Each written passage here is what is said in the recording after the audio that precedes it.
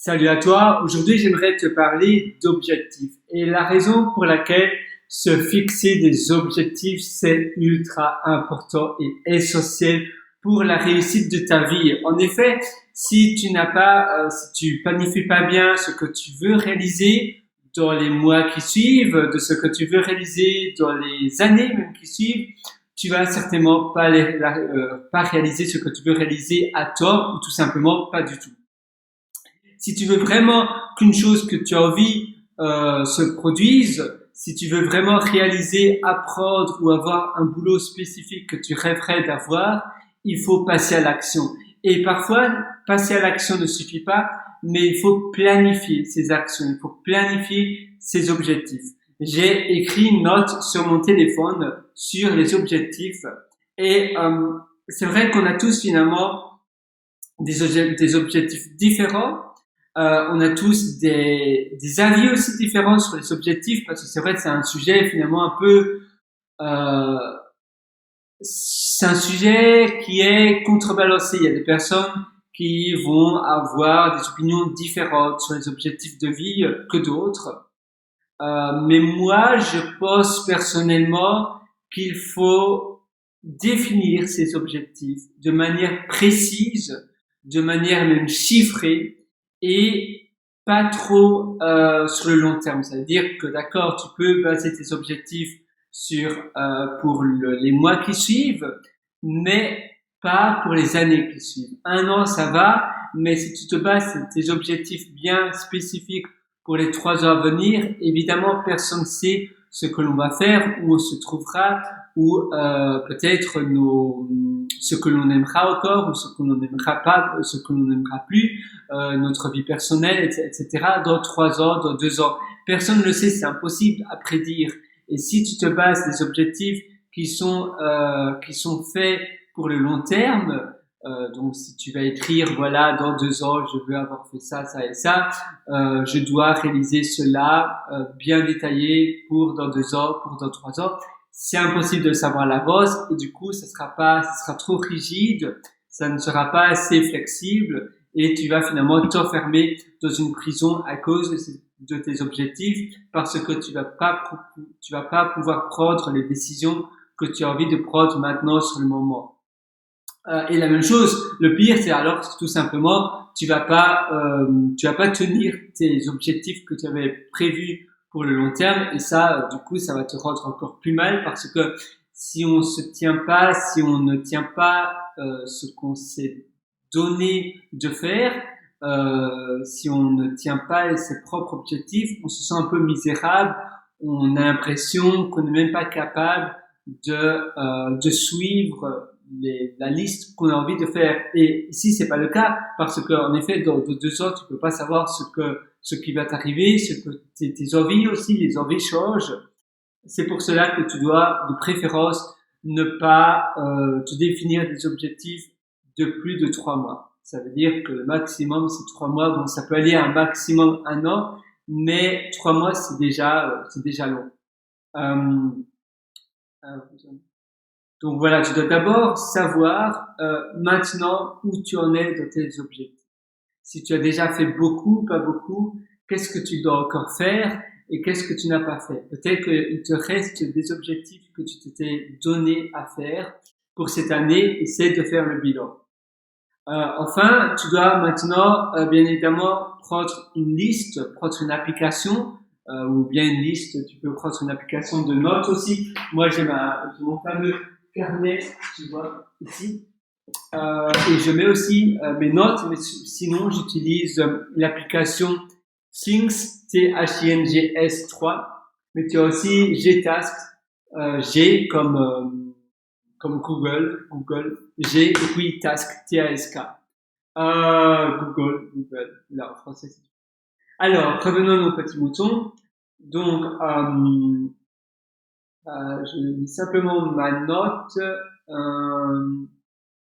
Voilà, tu dois vraiment te poser des questions pour bien mettre tes objectifs sur la table. Tu dois te poser des questions du style si je fais ces tâches en question que je me donne à faire pour que je souhaite réaliser dans un mois, dans 2 mois, comment ma vie changera? Est-ce que ma vie sera différente?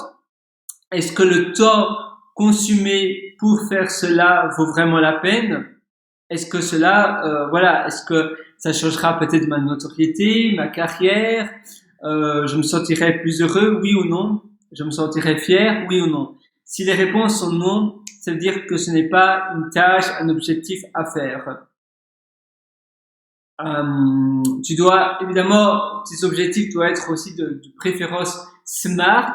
Donc SMART, ça veut dire, j'avais mis une autre note, ça doit être des spécifiques. Attends, SMART,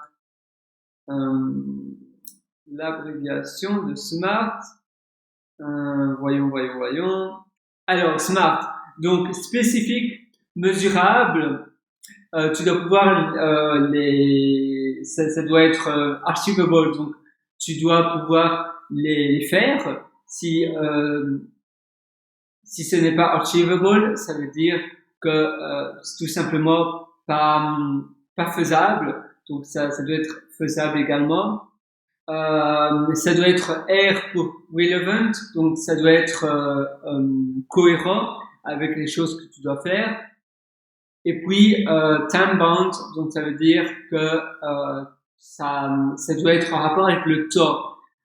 Et évidemment, si un objectif est trop long ou tu penses que le temps simplement c'est pas voilà, tu sais pas traquer ton objectif, il n'y a pas de deadline, ça veut dire que ça ne va pas. Tu dois te dire voilà, je dois avoir fait cela pour juillet de cette année. Je dois avoir fait ça, ça et ça. Tu dois pouvoir traquer ces objectifs. C'est très important. Ça doit être cohérent, réalistique pour le R. Comme je t'ai dit, achievable. Est-ce que c'est faisable ou pas? C'est mesurable, oui ou non, et c'est spécifique, oui ou non. Donc, tu dois décrire tous tes objectifs de cette manière-là, d'une manière vraiment bien spécifique et bien définie. Enfin, après, à la fin d'un objectif que tu as, pour chaque objectif, tu dois te poser aussi, tu vas finalement avoir un auto-feedback avec toi-même pour voir si la tâche, l'objectif en question s'est bien posé. Tu dois te demander comme question, tiens, est-ce que j'ai aimé cet objectif en question? Est-ce que finalement c'était vraiment important pour moi? Est-ce que ça a vraiment changé quelque chose dans ma vie? Est-ce que cet objectif m'a vraiment permis d'atteindre le but que je voulais arriver? Si oui ou non. Et ainsi, tu vas savoir pour les prochains objectifs, pour les prochains goals que tu as, les buts, on va dire, tu vas savoir si ce type d'objectif est bien ou pas. Donc, si tu réalises si tu te rends compte que tous les objectifs de ce style-là ne te rendent pas vraiment heureux, ne sont pas vraiment importants, ne sont finalement pour ton activité, eh bien, ça t'a pas vraiment permis d'atteindre ce que tu voulais atteindre. Par exemple, moi, je suis développeur informatique, j'aimerais apprendre la blockchain et être un ingénieur de blockchain et j'aimerais apprendre l'intelligence artificielle. Je suis un cours bootcamp sur cela, ou bien ça peut être sur autre chose, mais si on va dire, mettons la blockchain, pour savoir le Web3 aussi, donc Web3, et vraiment m'initier avec les contrats et ces choses-là de la blockchain. Si à la fin de ce bootcamp de 3 mois, je réalise, ou même une formation intense que j'ai fait avec moi-même, je réalise que finalement, je n'ai pas plus d'offres d'emploi, je n'ai pas pu avoir la position que que je voulais vraiment, je me dis qu'en réalité, peut-être que, eh bien, si je devrais plus avoir des objectifs basés sur cette thématique-là, parce qu'en réalité, ça me rend pas spécialement plus heureux, c'était pas vraiment spécialement important pour mon activité. J'ai pas, si je suis freelance, et en réalité, je n'ai pas pu avoir beaucoup plus de clients. Par contre, autre chose, si je m'initie au développement d'applications pour Spotify, la fameuse plateforme, Shopify, pas Spotify. Shopify, la fameuse plateforme d'e-commerce. Je crée des apps dessus, je suis développeur, je m'initie et je développe des applications dessus et je réalise que j'ai pu avoir beaucoup plus de clients en tant que freelance qui voulaient que je développe des applications aussi sur Shopify. Mes applications personnelles sur Shopify génèrent de l'argent également parce que les gens adorent. Et bien, je me suis dit, voilà, finalement, l'objectif que j'ai réalisé, qui était le développement d'applications de Shopify, s'est avéré assez glorieux. Je me sens plus fier de moi. Je me sens maintenant un développeur plus, on va dire, conquis. Je me sens heureux. Je peux vraiment aider plein d'autres clients à avoir leur application sur Shopify aussi. Je génère davantage d'argent. C'est parfait. Si j'ai un objectif si dans le futur j'ai un autre objectif similaire que celui-là qui était le développement d'applications sur Shopify, je devrais dire oui à moi-même. Donc, en ayant une liste toujours à la fin des objectifs, en se posant des questions, voilà, donc les questions, comme je t'ai dit, c'est de te demander la question pourquoi tu as fait cet objectif, ta motivation initiale à la base, est-ce que il s'est avéré que c'était vraiment important pour ton activité ou pas, oui ou non, est-ce que ça a pu atteindre le but que tu voulais vraiment avoir en faisant cet objectif-là? Si les réponses sont oui, ça veut dire que tu devrais refaire des objectifs de ce domaine-là. Et en pratiquant de cette manière, en ayant toujours des objectifs, mais jamais sur plus de 3 mois si possible, tu vas pouvoir avancer rapidement et tu vas pouvoir apprendre plus facilement aussi de tes erreurs. Et tu vas pouvoir accomplir beaucoup plus parce que tes objectifs, tu vas vraiment essayer de les rendre petits, mesurables et de te challenger, donc de toujours te donner une deadline assez courte. Ça rejoint aussi la loi de Parkinson qui dit que finalement on alloue toujours la durée entière du temps qui nous est imparti. Ça veut dire que si, mettons, je ne sais pas, quand tu étais au lycée, si ton prof te donnait 2 heures pour faire une dissertation ou pour rendre un examen, eh bien tu allais terminer ton examen à la minute juste avant la fin, donc à 1h59 de l'examen. Par contre, si ton professeur te donnait seulement 50 minutes, tu allais certainement savoir le faire pendant 50 minutes.